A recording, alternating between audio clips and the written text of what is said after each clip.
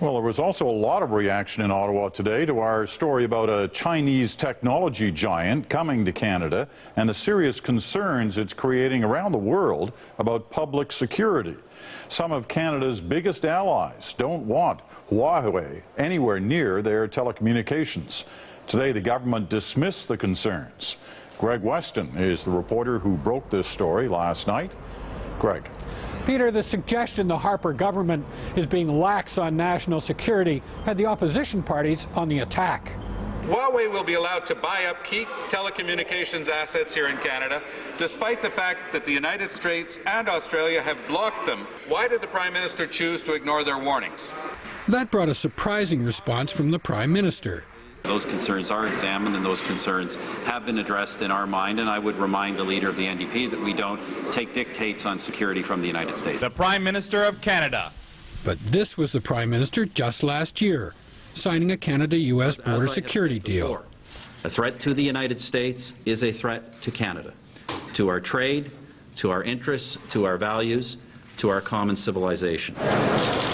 Public Safety Minister Vic Taves responded to the CBC report by trying to discredit it. Taves referred to a secret memo obtained by the CBC and written by one of his own senior officials. The official warned that throwing the Canadian telecommunications industry open to foreign companies would, quote, pose a considerable risk to public safety and national security. Taves claims the CBC report missed an important point.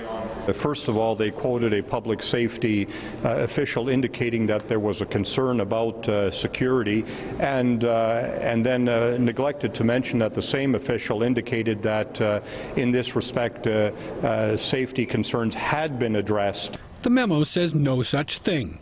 There's no mention of safety concerns having been addressed. What it does say is Canada's security services will do whatever they can to mitigate the risks of foreign companies being involved in the country's wireless networks.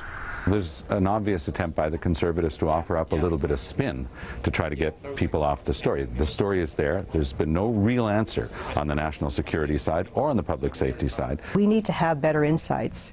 The former U.S. chief of counter-espionage says Canada's political leaders need to make clear to the public what the security risks really are. My advice is that there be a national and careful debate about the extent to which Canada wants to be able to control some commercial transactions that may have national security implications.